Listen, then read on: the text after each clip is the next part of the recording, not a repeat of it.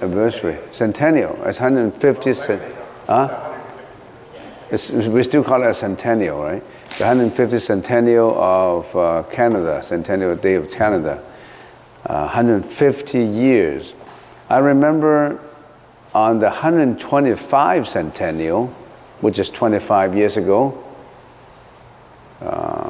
this temple, the International Buddhist Society, this temple, received an award from the Lieutenant Governor of Canada, bringing on the award, it says, significant contribution to the Canadian community. We have an award. I never mentioned it. If you want, we still have that award hang on the wall of our office. You can see the Centennial Award. At that time, I don't know who was the Prime Minister. Mulroney, Mulroney, something there was Prime Minister. And we have that award. I think the award were given to two persons in Richmond. One, as far as I can remember, in Richmond. One was given to this temple for significant contribution to the Canadian community. The other one was given to the mayor of Richmond. I think Mr. Gil Blair, for being an excellent mayor during his term in office. So all those who volunteers to this temple should be proud of it. We actually received the award. So 25 years already passed, and we've changed during the 25 years. More and more people came here, but we still have a lot of work to do. We still want to make a lot of improvements. We're not stagnant. We want to do more and more and more, and bringing more contributions to the Canadian community. That's our slogan. That's our mission. All right, so let's continue with the verses summarizing the parameters of the eight consciousnesses. So just one slide to remind people of what we're talking about, because I don't know if we have first-time comers today. Probably we don't have any first-time comers. So we are studying the consciousnesses, the eight consciousnesses. And in the first five, we have the perception consciousnesses: the eyes, the ears, the nose, the tongue, the body. And then those are the first five. And then we have the six consciousnesses, which is the cognition consciousness, or the mind, we call it the mano. And then the seventh consciousness will be the manas. It's the manas consciousness, which is the ego consciousness. And the eighth is the store consciousness, we call it the alaya consciousness. We've been studying these, and now we want to first concentrate on the first five, the perception consciousness, the first five. Each consciousness has its own characteristics, has its own knowledge, realm of activities, its definition, its function, etc., etc. But we have to remember, how do we approach to study these consciousnesses? We can say, okay, we study the eyes, the ears, the nose, the tongue, the body, but we have to have a system in studying it. The Yogacara always have a system in studying the Yogacara. So we have to have a system how to look at this, each consciousness. And the system we have is this. We have 9 categories when we look at each one of these consciousnesses. We look at how each consciousness perceives the world, the state of objects, how each consciousness gets to know things, the modes of knowledge, and the moral nature of each of these consciousnesses, the realm of its activities, When we say realms, because we have the 3 realms of the universe, right? The realm of desire, the realm of form, the realm of formlessness. So we need to know the realm of its activities, and we also need concomitant mental functions that concurrently function with each consciousness. Necessary preconditions for the arising of each consciousness. How does each consciousness function? And then spiritual transformation towards enlightenment. How do we, the Buddha taught us how to transform this polluted consciousness into enlightenment. And then when we transform it, how do we get to enlightenment? Now that we have to know. With that in mind, then I hope today, without talking about anything else, we can just mention briefly on the 1, 2, 3, 4 objects, modes of knowledge, moral nature, and realm of each consciousness activity. Hopefully we can finish that. That's the reason why I don't want to go through too much chanting today. We still have about 45 minutes to cover. So hopefully we can cover each one of these. The first one is the perceived objects. How does each of the first 5 consciousnesses perceive objects, perceive the world? How does the world appear to each consciousness, the first 5? And they appear in 3 states. 3 states, that's how the first 5 perceive the world. The first state is the state of objects as perceived in reality. And then the state of objects distorted by imagination. So when we see things, is either we see them or hear them or listen to them, the first 5 consciousnesses. The state of object in reality, how does it look?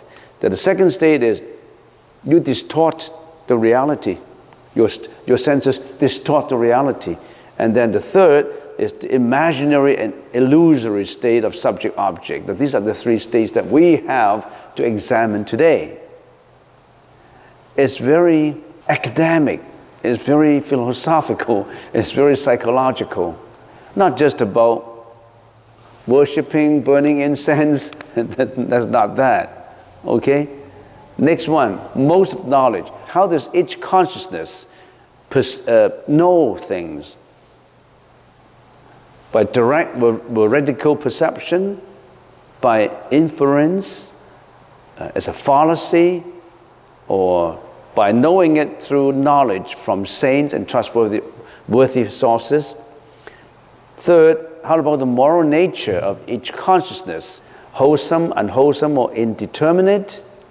And realms of the activities. The first 5 appeared only in the first and second ground, in the first or second realm.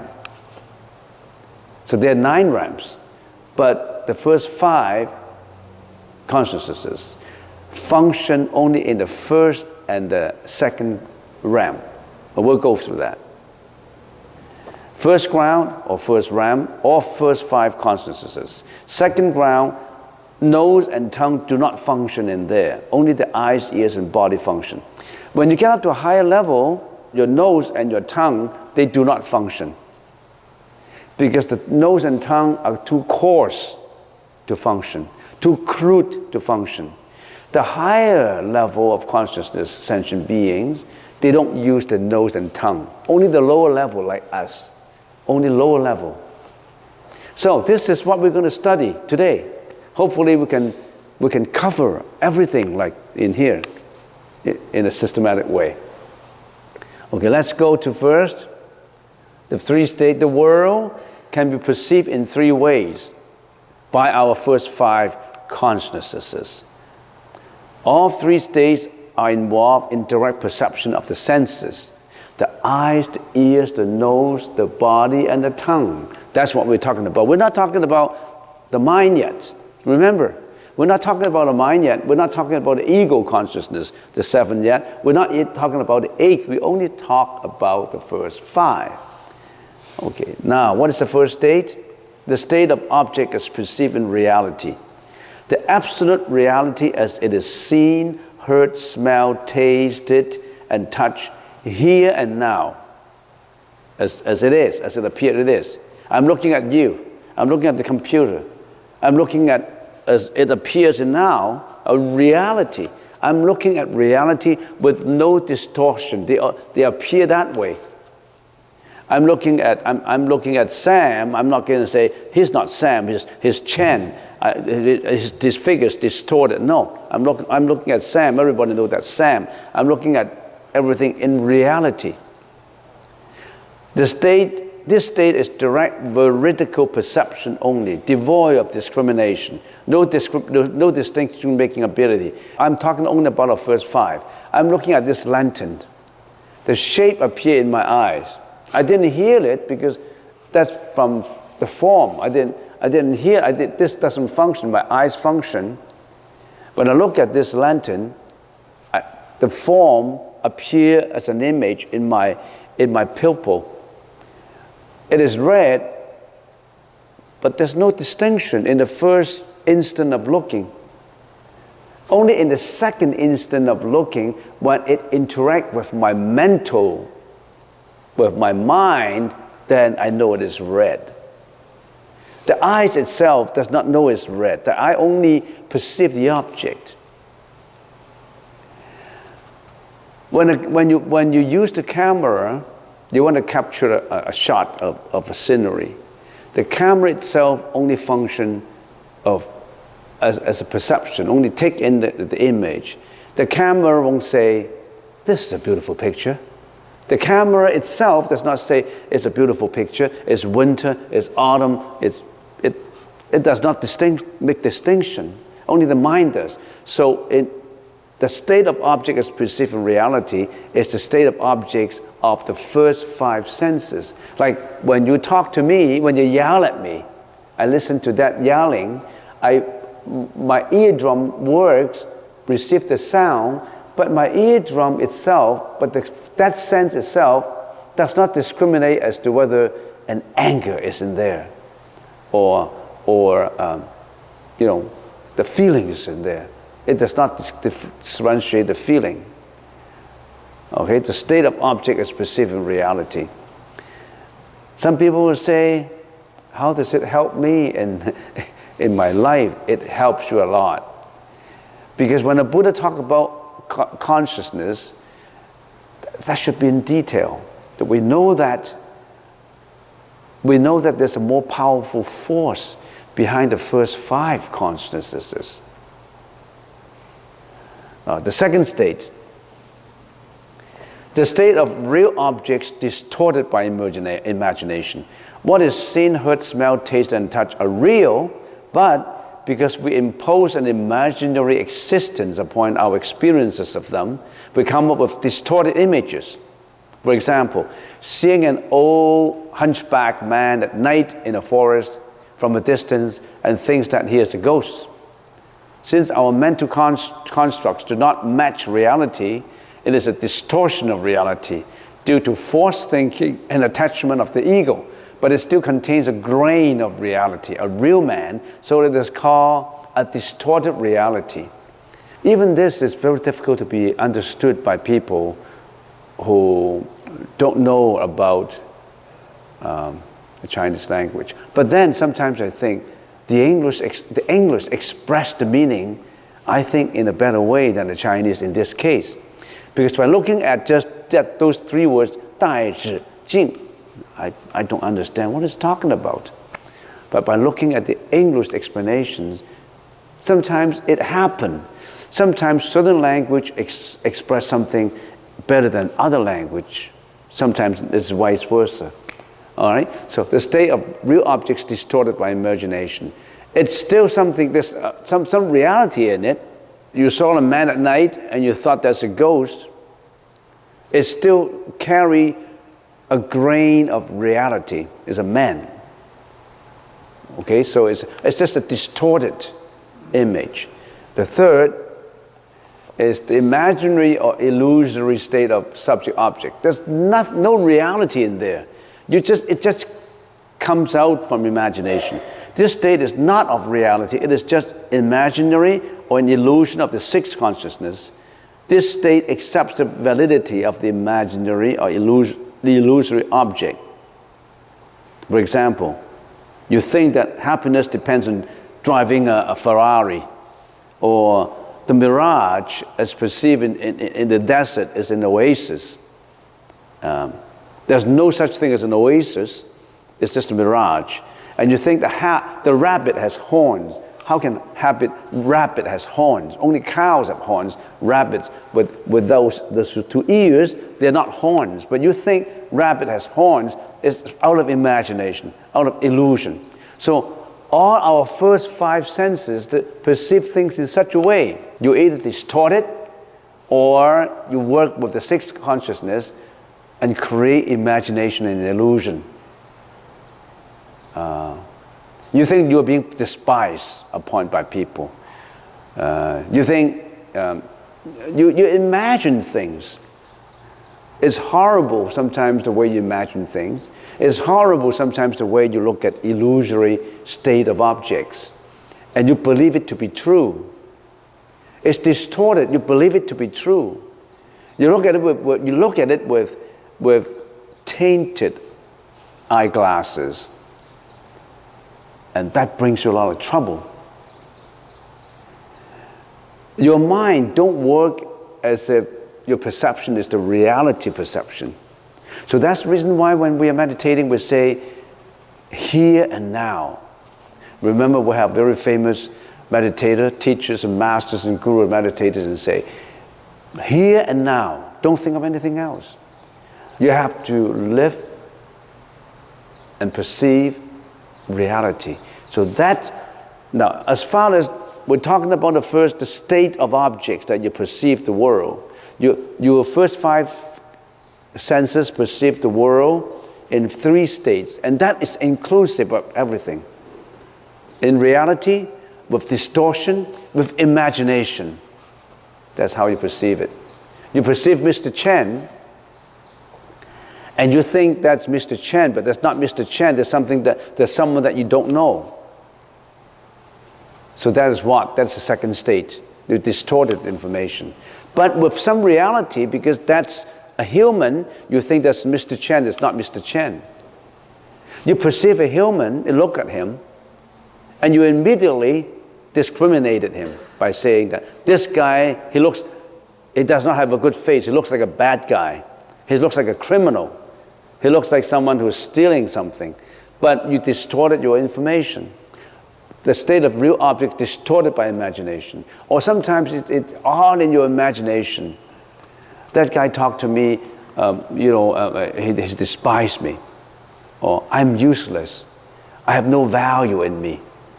I don't have any confidence. If you're always in the if only I had this syndrome, as we've always been talking about, Alan's been talking about, if and only if I had this, it would be that for me.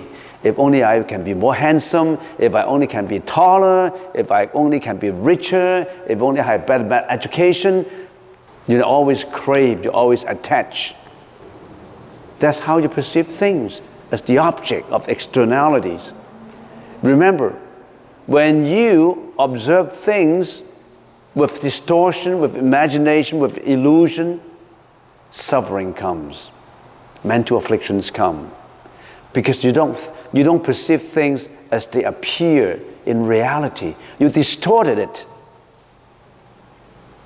Someone talked to you, your ears receive the sentences, receive the feelings, and you thought that he despised you. You thought that he got angry. You thought that he's jealous of you. He thought that he has a hidden implication of every sentence, every word that it was talking about. You're suspicious. You create the imagination of suspicion. You create the imaginary state of illusion. Our senses work that way. As we always said, we have an internal commentator since birth. Do you trust what you see? Trust what you hear? Trust what you taste? It's not trustworthy. because you distorted it. Because when you see things, that's how you see. You always see the imagination with illusion. You always distort the information. You add on your information. You add your personal bias onto everything when your senses interact. That's the first thing we got to know. Second,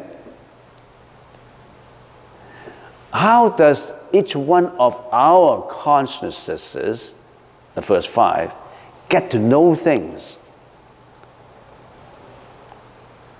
We get to know things by direct veridical perception. The first 5 perceptual consciousnesses give a truthful picture of reality. You see an apple, you are hearing the river flows. That is what is happening right here and now. 限量, direct veridical perception. You know it now, here and now. Your eyes know it here and now. Your ears know it here and now. All your first 5 senses know it here and now with no distortion, here and now. There is a direct veridical perception, 限量. What's the second mode of knowledge? Inference. It is an assumption based on perception. It is the process of deriving logical thinking of assumed premises, or the process of arriving at some conclusion that possesses some degree of probability relative to the premises. This is what your 6th consciousness thinks upon interaction of the first 5 consciousnesses which have sensed the object. The apple will taste good. So the second one, the second knowing, mode of knowing, is not just direct veridical perception. It is by inference. You apply probability to it. You guessed about it. You apply probability relative to the premises. We're getting into high-level philosophy and psychology, you know. You have to think more about it. When you get to know things, it's not just, I only believe, some people say, I only believe in things that I actually saw, I actually heard, I actually tasted, I actually, you know, they always say, I don't believe. You believe in a God? Have you seen God? If you haven't seen God with your eyes, how can you believe in something that you haven't seen? Is that how you know things? Do you only believe in things you actually hear, you actually see? If you only believe in things you actually see, actually hear, actually taste, then there are many things that you shouldn't believe in. Today is the 150th centennial. When I first came into Canada, the Prime Minister was Trudeau, Pierre Trudeau. And I guess some people here never had a chance to see Pierre Trudeau. And they say, I haven't seen Justin's father, so I don't believe Justin has a father called Pierre Trudeau, because I haven't seen him before. Can you say that? You cannot, because we know that Justin has a father who was a prime minister. Even though you haven't seen him, will you believe in him? So you cannot say, I only believe in things I see, only believe in things I listen to. No. Do you believe that in France, there's a Louis XVIII, there's a French Revolution? You say, I haven't seen the French Revolution. It only happened in history, so I don't believe it. People will say, you're crazy. Because you don't necessarily only believe in things you actually personally see, or seen, or saw. Sometimes you do it by inference, by thinking about it, by comparing, by probability. You know that have you seen your great-great-great-grandfather? You haven't. But by inference, you know that if I have a father, my father have a father, and my granddad had a father, then I must have a great-great-great-great-great-great-grandfather, even though I haven't seen him. Right? You do it by inference.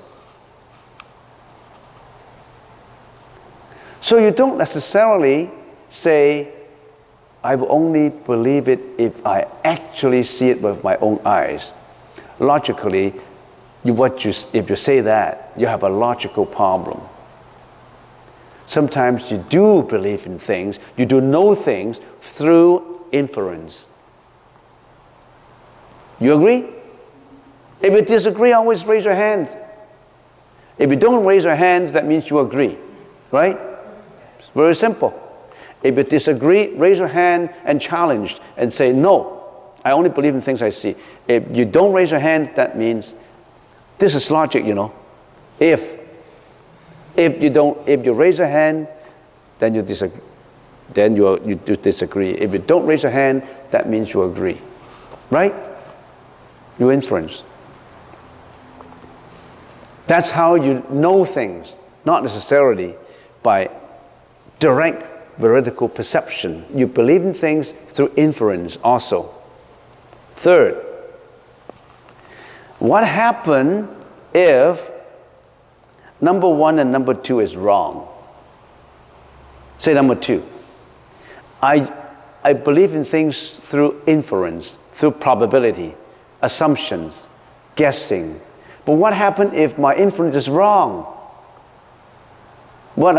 There's certain probability premises are wrong, right? It happened that way. If it is wrong, then it becomes a fallacy. It's not right. It's wrong. It's fallacious because your assumption is wrong. You saw an apple in the distance. That's an apple. Actually, that is not an apple. That is a pear. Looks like an apple. And you say, I saw an apple. I saw an apple is direct veridical perception that that's an apple because I see it with my eyes. That's an apple. But your perception is wrong. Although it's direct veridical perception, but that's not an apple.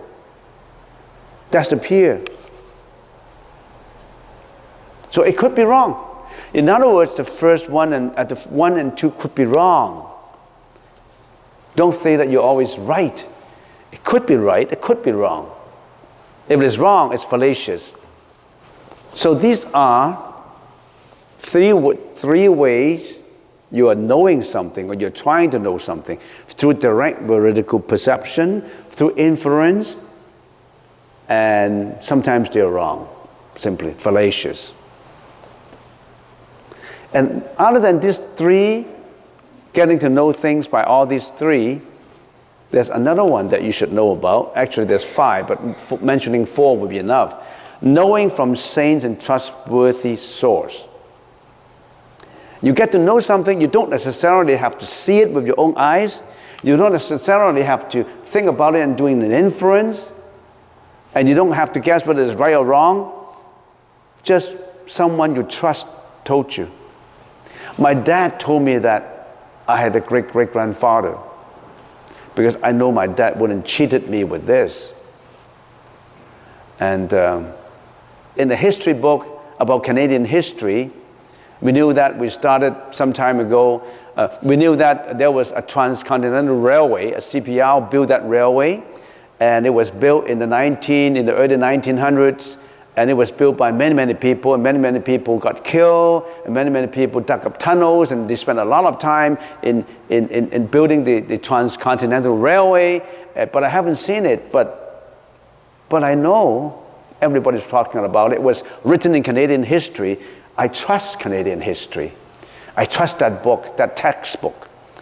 So when I believe in something, I don't necessarily have to see it with my own eyes. I don't necessarily have to do any thinking and inference. I simply pick up something and I know it's from the right source. Everybody was talking about it. So it could be from saints, from trustworthy source. So sometimes you say, why do you believe in that? Because the Buddha told me that. Why do you believe in that? Because some people believe in their God. They say, God told me that. Why do you believe in that? Because the Bible told me that. Why do you believe in that? Because some sutras, the Buddha's teaching told me that. That's how you get to know something. All right, so any other modes of knowledge that I haven't included in here? It's very comprehensive. It lays out all the modes of knowledge. Modes of knowledge mean how do you get to know things. It lays out all the methods that your senses get to know things. So your senses try to understand something through these sources. That means you have to acknowledge that sometimes you could be wrong, sometimes you're right, sometimes you can't say, I don't believe in anything unless it is seen by me. No, you know it by knowledge from saints and trustworthy sources. So sometimes the four work together helps you to know something. The wiser people would ponder using these four ways to know things. People who are biased, maybe they say, I only believe through direct theoretical perception. Anything that I don't see myself with my own eyes, I don't believe. Anything I don't hear by my own ears, I don't believe. Then you could be wrong. You know why? Because as I always give an example, if an ambulance is going by, just about 2 minutes ago, the dog was stuck to bark. Because the dog's hearing are better than ours. Our hearing is not trustworthy. It would say, I don't think that there was an accident, even you tell me now. Somebody call you and say, hey, there was an accident on number 3 and between number 4 and number 3 and Steveston. No, I don't believe in it. No, it's true. Because the ambulances went by and the dog knew about it. Your ears couldn't hear it, but the dog's ear was better than yours. The dog's ears are better than your ears. Human ears, they don't function in a perfect way. They don't even function better than dog's ears. All right, that's how you get to know things. Knowing this kind of information by studying Yogacara, how does it help me? You know how limited you are in your senses. You know your senses are biased. That you know that sometimes you could be wrong. You know that you have an ego that you don't want to change. But actually, what happens in your mind, 50% of the time may be wrong, but you don't acknowledge it. All right, let's take a look at the next one. We're talking about, we already covered the first one, the state, how do we perceive externalities, the state of externalities that we perceive, the 3 states, the state of actual reality, the state of distorted reality, the state of imagination. Those are the 3 states that how we perceive the world. And the second is what? How do we get to understand, to know something?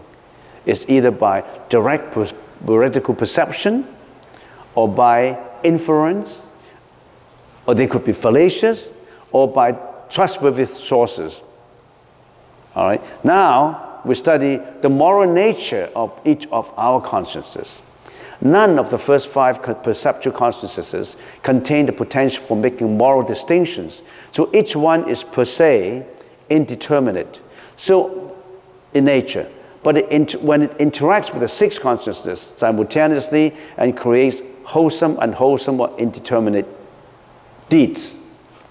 So we have wholesome, either unwholesome, or indeterminate. What does that mean? The eyes themselves, you cannot say, my eyes are wholesome. My ears are unwholesome. My ears listen to this criticism, my ears listen to this gossiping, and I got very angry, so my ears are unwholesome. That's not true. Your ears only receive the information when the information is diagnosed with your ego, with your 6th consciousness, then it creates the mental afflictions in you. So the eyes, the ears, the nose, the body, and the tongue, they are what? They are indeterminate. They're neutral. Depends on how you actually interact with your mind that creates the moral nature of wholesome, unwholesome, or indeterminate. So your eyes itself does not create wholesome, unwholesome, indeterminate karma. It's only through interaction. Okay, so remember, each consciousness has a moral nature by itself, except the first 5. So as I always give the example, the first 5 are only salesmen. They don't make the judgment. Only the manager behind makes the judgment. All right, the 3 moral natures. And then, okay, then we get to I got 15 minutes to explain the realms of activities of each consciousness of the first 5. In other words, where do they function? Where do these 5 consciousnesses function? In order to understand that, you have to know the position of where we are now. We are in a universe which is divided into Kama Dhatu, Rupa Dhatu, and Arupa Dhatu. This is the world of desire and form. This is the world with form only, and this is the world without form and without desire. The higher level, the higher consciousness, you don't have any form, you don't have any desire. You only have desire when you're in the lower level.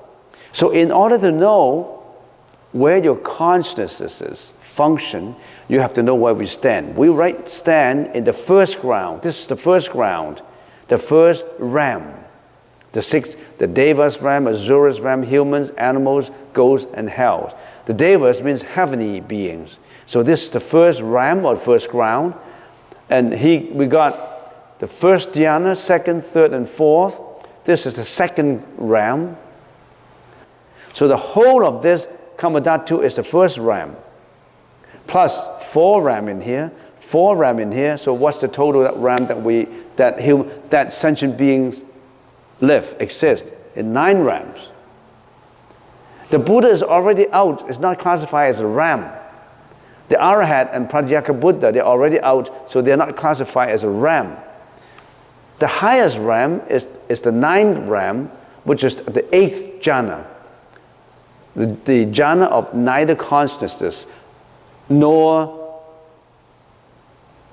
no consciousness. So you know where our position stands now?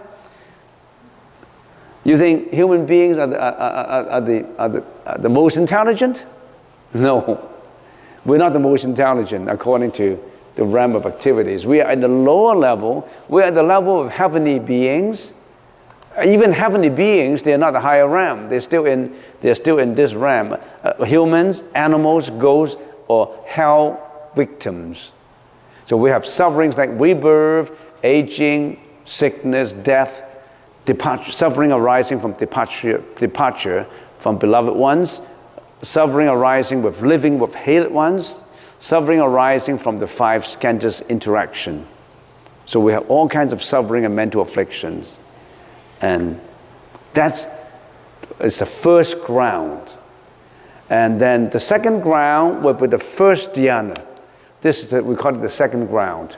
The second ground, as far as our 5 senses are concerned, the 5 senses happen or function in the first realm, no question about it.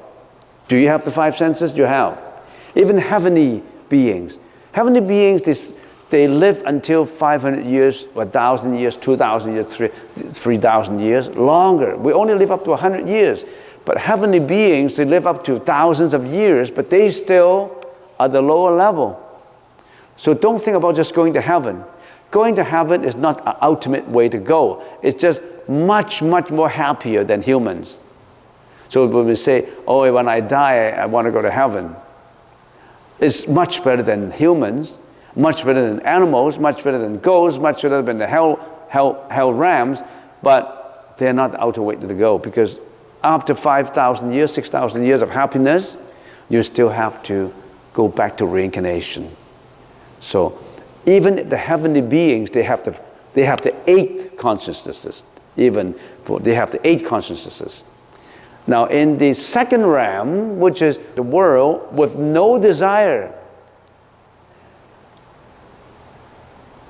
in the first ground, the tongue and the nose, they do not function.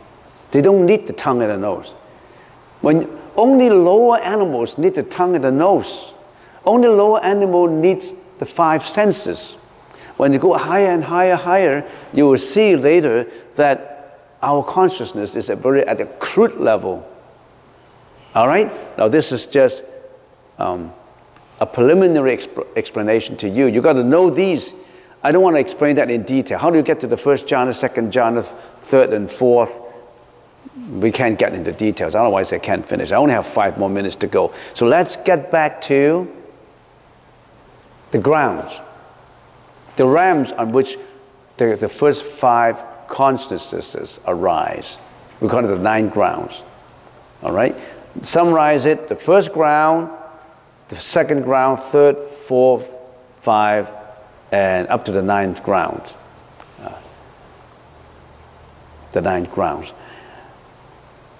Remember this 9 grounds, and then the first 5 consciousnesses happen fully, function fully in the first ground, the ground that we're in now. In a higher level, which is the world with no desire, with only form, the nose and the tongue do not function anymore. Only what? Only the eyes, the ears, and the body, and the 6th consciousness, the 7th consciousness, and 8th consciousness exist. The realms on which consciousnesses arise. 1, 2, 3, 4, 5, 6, 7, 8. What do they stand for? Our consciousnesses. Number 1 consciousness is eyes, and then ears, nose, tongue, body, mind, the ego consciousness, the store consciousness. This represents the consciousnesses. And this represents the grounds, the realms of activities in which our consciousness function. This P represents partially function. F represents this consciousness fully function. The first ground, the heavenly beings, all of these function. People in heaven, the devas, all the 8 consciousnesses function. Ordinary beings like the ghosts, the animals, the humans, all of them functions. For hell victims, sorry, they don't have the eyes, the ears, the nose, tongue, the body, they don't function. Only the 6 consciousnesses partially function. The 7 and 8 functions. So only your consciousness, your 6, 7, 8 consciousness function in hell. In other words, in hell you don't have a body. Partially, you have partially a body exists, but actually your 6, 7, 8 consciousness suffer. Not your eyes, your nose, your ears, your tongue, your nose. So these, if you summarize it, most of your 8 consciousnesses function in the first ground. The second ground, there's no nose and no tongue. Only eyes, ears, body, cognition of mind, ego, and the store consciousness. And as you go further and further up, when you go to the highest level, the full consciousness that exists is the light consciousness. At the very high level, just the level before you get out from reincarnation, get out from samsara. So the meditators, when they meditate a higher level, they don't have the body anymore. No more tongue, no more nose, no more body exists anymore. The body exists at a very crude level. Even at the 8th ground, the first 5 consciousnesses do not function in this level, nothing whatsoever level. So in the formlessness world, only the 6, 7, 8 consciousnesses exist. The first 5, they don't even exist because you're at a very high level of consciousness. Our consciousness are very crude, very coarse. The finer you are, the higher level you are. So we better work hard to get out from all this. But we don't. We thought that we still like food, fame, reputation, sex, families, love. We still attach to these. We can never get out from these. We think that we need these. But actually we don't need these. If you throw them away, don't attach to them, and really practice, you're a very higher level. So when those people at a higher level, when they look at us, They want to close off their nostrils. You really stink. We really stink. You know, they want to get close to us. Do you want to get close to a garbage dump? Or you want to get close to living beings in a garbage dump? You don't want to go there. And how come these people at a 9 ground, 8 ground, they don't come to us? Because we're in the garbage. We are a worm in the garbage dump. I'm not being negative. We try to be very positive in the garbage.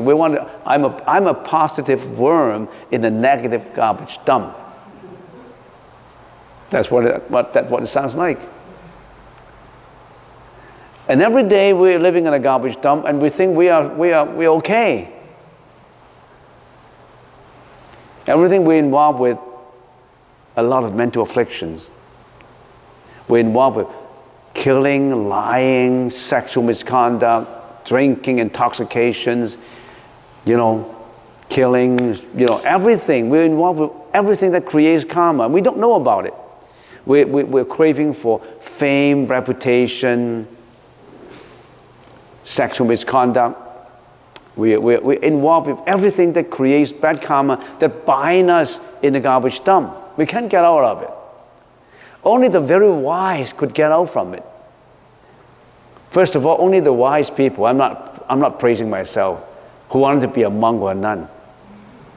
Who would become a monk and a nun to get out from a garbage dump? Who would want to become a monk and a nun to learn how to get out from a garbage dump? No, they don't want to. They want to get involved with the family, with a wife, with a husband, with kids. Whoa, they want to be involved with all the worms in the garbage dump.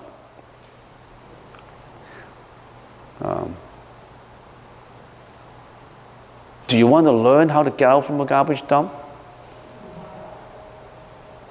In August, we'll have a temporary ordination where you can become a monk for 7 days or a nun for 7 days in the coming August. Are you going to join us? I have 46 people from Hong Kong. They fly all the way from Hong Kong to take this, to join us in this program of ordination. And out of the 46, 26 wanted to become tonsure. They want to shave their hair to become a temporary monk and nun. They want to learn how to become one in the 7 days. And the number of participants is increasing. So we have learned how our first 5 consciousnesses perceive the world, the state of objects as perceived, 3 states: reality state, distorted state, imagined state, and then that's how we perceive the world. And then we learned the most of knowledge. How does each consciousness get to understand and know things? Is either through veridical direct perception, inference, fallacy, or from trustworthy sources like saints and other trustworthy sources. And we also learned each consciousness usually have a moral nature. It's either the consciousness is wholesome, morally wholesome, morally unwholesome, or morally indeterminate. The first 5 are what? Indeterminate. It depends on how it mixed up with the 6 that it becomes wholesome or unwholesome. It by itself per se is indeterminate, it's neutral. And then we learn where do our first 5 consciousness actively function. Our first 5 consciousnesses only actively function in the lowest level in this first ground. And in the second ground too, but in the second ground, the nose and the tongue, they don't. And when you go to the third ground, even the first 5 consciousness, you don't need them anymore. The less of the first 5 you have, the higher level you are, if you practice in the right way. On second thought, I'm thinking back at what I've always quoted as an example on Helen Keller. Helen Keller did not have the first 5. Only they don't have the first 4. So the eyes, ears, nose. The tongue is okay. So when you have less senses, the very wise people would have more energy to get enlightened. If you direct your energy of the senses to the right way. So she was able to be very wise with less senses. But usually people with less senses, they don't function. Say if you're blind, if you're deaf, you say, I give up, I give up. I can't see, I give up. I can't listen, I give up.